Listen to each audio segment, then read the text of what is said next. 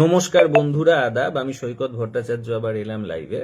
একটা গুরুত্বপূর্ণ বিষয় যেটা খুব রিসেন্টলি আমি খেয়াল করছি, সেটা হলো ইদানিং আমি তো চিরকালই প্রায় হলো যে 10 বছর হয়ে গেল, আমি খুব ইজিলি বলি যে আগামী দিনে ডিলিমিটেশন হবে 2026-এর পরে, এবং তখন বাঙালির ভয়েস আরো হলো আনহার্ড হয়ে যাবে কেন্দ্রীয় সরকারে বাঙালি আরো গুরুত্বহীন হয়ে যাবে, পশ্চিমবঙ্গ আরো গুরুত্বহীন হয়ে যাবে, কারণ তাদের এমপি সিটের শেয়ার বর্তমান 8-9% থেকে 6-7% নেমে যাবে, এবং অন্যদিকে হিন্দি প্রদেশগুলোর শেয়ার বর্তমান 42% থেকে 46 থেকে 48%-এর মধ্যে চলে যাবে।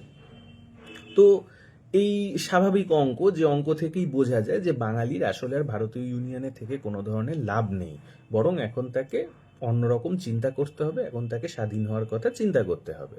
এবং এই কথা বলা মোটেও অসাংবিধানিক নয়, ইলিগালও নয়, কারণ আমরা সংবিধানে সরাসরিভাবে সবার আগে শান্তিপূর্ণভাবে যে আলাদা হওয়ার যে ডিমান্ড, আমরা সাংবিধানিকভাবেই প্লেস করতে পারি, আইনিভাবেই প্লেস করতে পারি, যেমন রাইট টু সেলফ ডিটারমিনেশনে সংবিধানে যেন অন্তর্ভুক্ত হয় ইত্যাদি।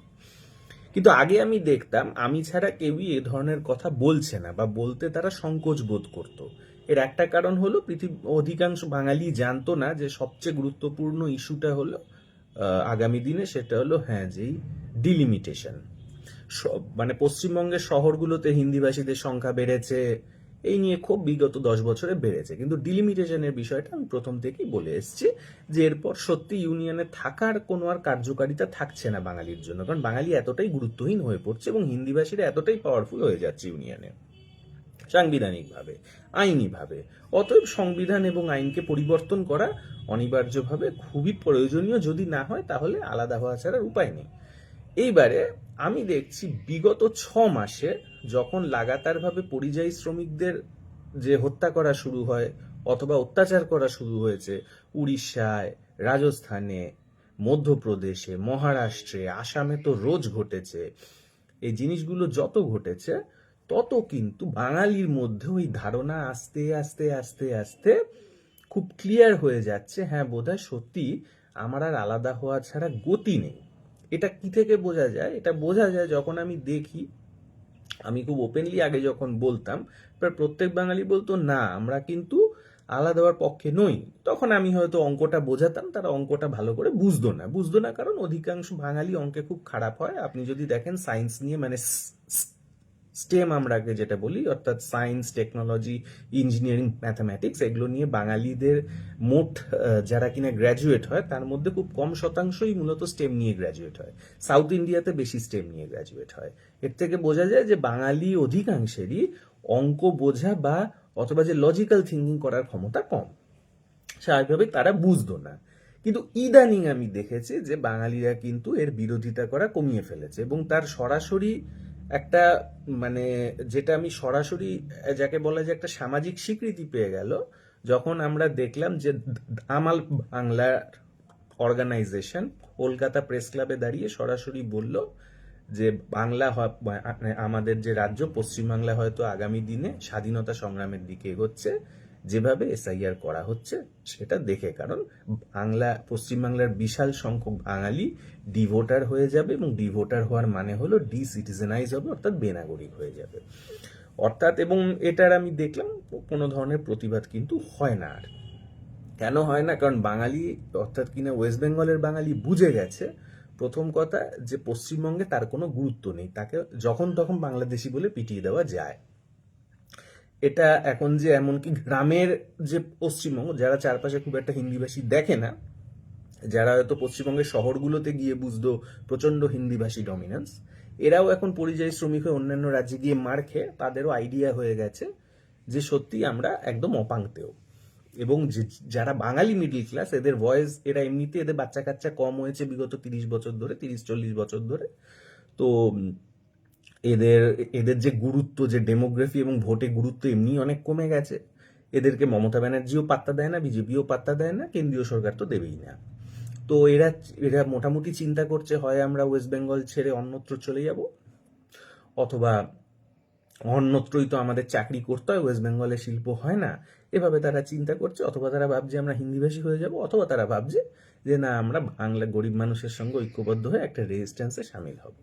ফলে আস্তে আস্তে করে শিওরলি যে চরম যেটা সত্য, যেটা অঙ্ক দিয়ে অনায়াসে বোঝা যাচ্ছিল অনেকদিন আগেই, যে 2026-এর ডিলিমিটেশনের পরে বাঙালি একেবারেই গুরুত্বহীন হয়ে যাবে ইন্ডিয়াতে, এবং হিন্দি আগ্রাসন আরও বেড়ে যাবে, কারণ ভারতের কেন্দ্রীয় সরকার আরও হিন্দি নিয়ন্ত্রিত হয়ে উঠবে।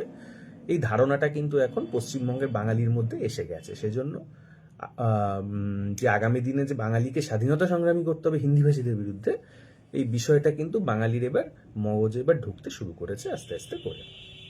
এটা মোটামুটি কলকাতা প্রেস ক্লাবে খুব ক্লিয়ার হয়ে গেল যখন দামাল বাংলা স্বাধীনতা সংগ্রামেরই ডাক দিল। দেখা যাক এবার আস্তে আস্তে করে কিভাবে এগোয়। কিন্তু ব্যাপারটা হলো, কেউ যদি খুব ঠান্ডা মাথায় ক্যালকুলেটেড চিন্তা করে, এটা অনেকদিন আগে থেকেই বোঝা যাচ্ছিল যে এটা এখানেই যাচ্ছে। এটা এখানে যাওয়ার একটা বড় কারণ হলো যে ডেমোগ্রাফি, আমাদের যে ডেমোগ্রাফি যেটা 1947-এ যা ছিল, 51 সালের সেন্সাস বা 41-এর সেন্সাসে যেটা ছিল, সেখান থেকে এখন অনেকটা পরিবর্তন হয়েছে। 51 সালের সেন্সাসে মাত্র 34% ছিল হিন্দিভাষী প্রভিন্সগুলোর পপুলেশন। ওয়েস্ট বেঙ্গলে 1% মতো ছিল হিন্দিভাষী। সেখানে আজকে 2011 সালে আমরা দেখতে পেয়েছি 42% হলো এই তোমার হলো কি, মানে 34 থেকে 42% হয়ে গেছিল এই হিন্দিভাষী প্রদেশগুলোর পপুলেশন, এবং আমাদের ওয়েস্ট বেঙ্গলে হিন্দিভাষী পপুলেশন হয়ে গেছিল 11%। সেখান থেকে আজকে 2026 সালে, যদিও 2021-এর সেন্সাস ইচ্ছা করেই করেনি কেন্দ্রীয় সরকার, কারণ কেন্দ্রীয় সরকার জানে যে বিষয়টা আস্তে আস্তে এমন দিকে যাচ্ছে যে সেখানে অহিন্দিভাষী যে কোস্টাল প্রভিন্সগুলোর আলাদা হওয়া ছাড়ার উপায় থাকবে না, এবং ওয়েস্ট বেঙ্গল তার মধ্যে একদম ফ্রন্টালে আছে। কেন আছে? কারণ ওয়েস্ট বেঙ্গল একদম হিন্দিভাষীদের গায়ে লাগা, তাদের সংস্কৃতিও খুব ক্লোজ, তো সুতরাং একে অপরকে খেয়ে নিতে পারে খুব তাড়াতাড়ি। অতএব সেখানে একটা ট্রিমেন্ডাস আপহিভাল হওয়ার সম্ভাবনা আছে। তো আজকে 2026-এ যদি আমরা এক্সট্রাপোলেট করি, তাহলে মোটামুটি আমরা দেখতে পাবো যে 46 থেকে 48% অব দ্য ইন্ডিয়ান পপুলেশন হয়ে গেছে তোমার হলো হিন্দিভাষী প্রভিন্সগুলোর পপুলেশন, এবং বাংলাতে ওই 11%টা বাড়তে বাড়তে 15 থেকে 17%-এর মধ্যে হয়ে গেছে ওয়েস্ট বেঙ্গলে হিন্দিভাষীদের পপুলেশন। সো অবস্থা ভয়াবহ। তো এই ভয়াবহ অবস্থা যে হতে চলেছিল, এটা অনেকদিন আগে আমি বুঝতে পেরেছি। আমি ইকোনমিক্স নিয়ে পড়েছি, অঙ্কে আমি খুব ভালো ছিলাম, এবং আমি এটাও বুঝতে পেরেছিলাম যে ওয়েস্ট বেঙ্গলের লোকেরা অঙ্কে ভালো নয়, অ্যাভারেজ লোকেরা। এবং সেটা আপনি যদি ভালো করে যে দেখেন যে কতজন গ্র্যাজুয়েট এম নিয়ে পড়াশোনা করে, তাহলে আপনি বুঝে যাবেন যে এরা কেন অঙ্কটা আগে বোঝেনি। এখন যখন সব জায়গায় মার খাচ্ছে, সব জায়গায় কোণঠাসা হয়ে পড়েছে, তখন এদের অঙ্কটা একটু একটু করে মাথায় আসছে। তো যাই হোক, অনেকদিন পরে হলেও যে বাঙালি সাধারণত মার খাওয়ার আগে বোঝে না যে সে মার খেতে চলেছে। তো যাই হোক, এখন ফাইনালি পিটুনি খাচ্ছে, আস্তে আস্তে বুঝছে যেটা অনিবার্য, সেটা হবেই, সেটা ভাবাভাবির কিছু নেই। যে অঙ্ক জানে, যে যুক্তি দিয়ে চলতে জানে, সে অনেক দিন আগে বুঝে যায় কবে কি হতে চলেছে আর হবে না। আমি সেরকমই একটা লোক যে অনেকদিন আগে বুঝেছি, এবং আমি আগামী দিনেও কি হতে চলেছে এটাও আমি খুব ভালো করে একে একে বলে দেবো, এবং যারা বুদ্ধিমান তারা সেখান থেকে বুঝে যাবে কি হতে চলেছে। আর যারা এমনি অ্যাভারেজ বাঙালি, ওগুলো বুঝবে না, তারা শুধু শুনবে, শুনেও তাদের কোনো বিকার থাকবে না, একটা ভাবাবেগে তারা মানে হলো যে এদিক ওদিক সেদিক করে যাবে। অজস্র ধন্যবাদ, আপনারা ভালো থাকবেন।